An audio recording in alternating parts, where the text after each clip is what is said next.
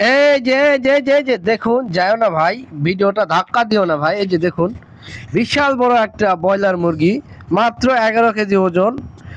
বিশাল বড় একটা মুরগি। এইরকম বড় মুরগির মাংস খেতে কিন্তু সেই স্বাদ লাগবে।